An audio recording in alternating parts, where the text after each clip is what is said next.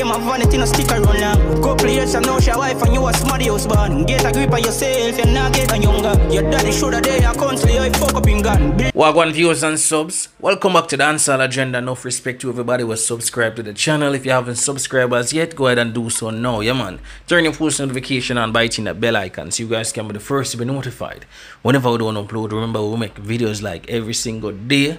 Here get the latest news and reviews in dancehall, so make sure you don't miss out. God, believe in yourself from birth, remember tell you start. Give thanks what you have and use the talent what you got.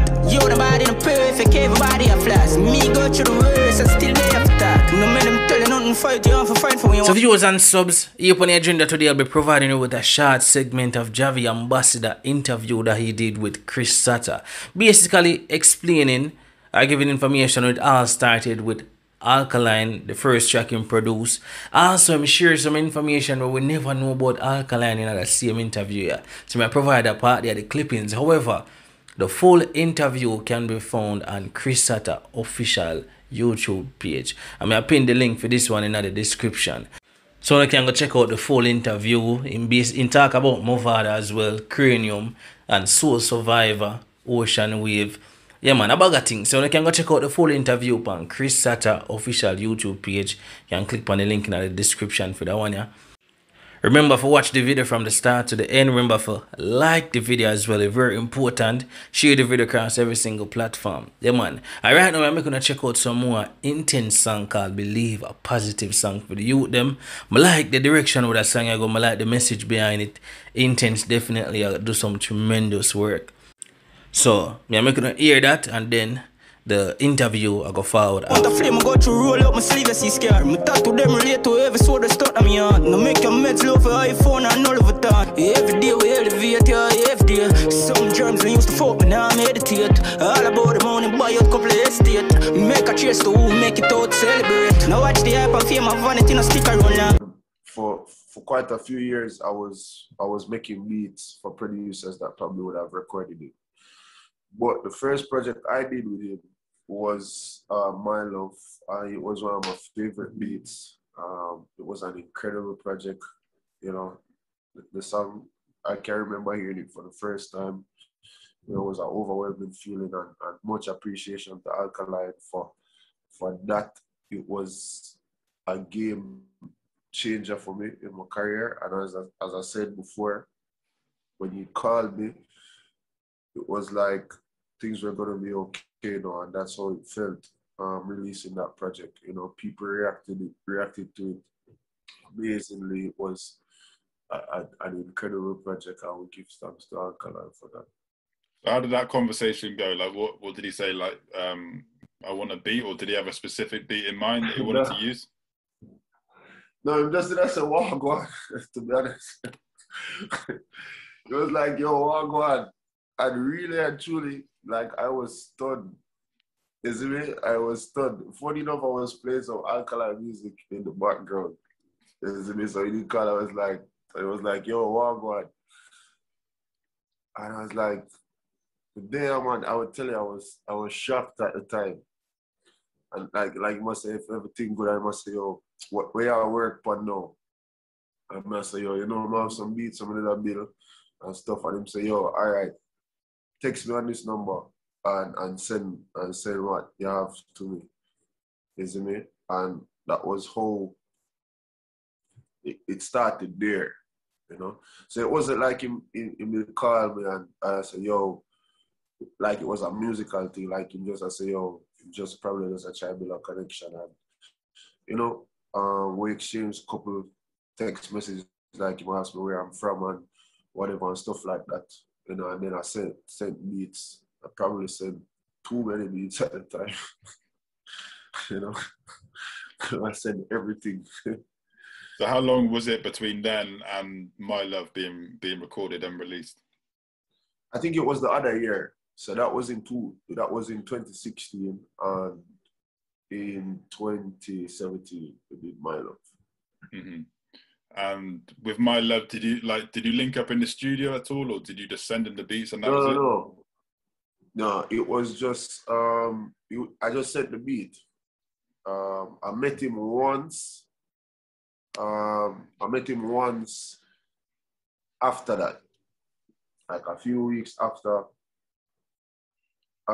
he called me, I met him once in the studio. He was working on some stuff. I played some beats, and then I sent he had My Love, the reading for My Love. I had sent it in an email, and then after that it was just pure work after that. Mm-hmm. And what was that first encounter like for you? Because obviously, you know, he's someone that you've looked up to for a long time. Yeah. Did you feel like how did that go? It was a subtle moment in terms of, you know, there's this anxiety and anticipation. It's almost like it's an unreal kind of situation. So you don't necessarily react. You know, I was there, I was just keeping it cool and just answering the questions that he was asking, you know, and, you know, he was asking what I was working on and play some stuff. So, you know, he is a very elusive person in terms of image and communication and stuff like that. So there was not really much to say the first time I met him. You know, it was just playing some beats and just having, you know, soft conversations. Mm-hmm. And it seems that you two have got a bit of a chemistry going on in terms of your musical styles. Like you seem quite connected in that kind of sense. Yeah, I think it comes from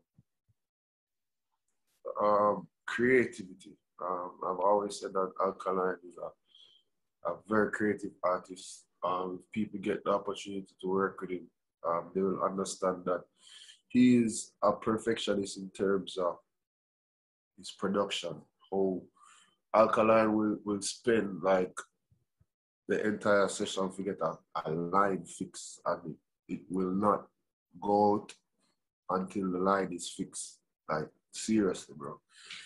So for me, that works well.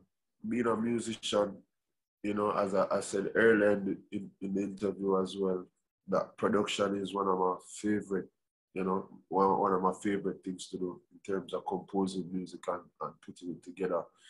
So that's where the chemistry kind of aligns, because we both want it to sound a particular way, and we're both kind of,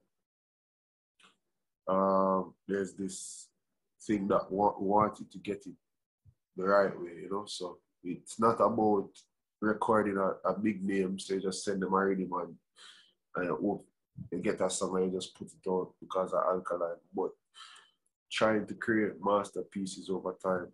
He's a very melodic artist. I'm a piano player, so that there again, that does well for the chemistry, because it's almost second nature for me to play what he wants to hear, because he loves melodies and stuff like that. So that's just really it.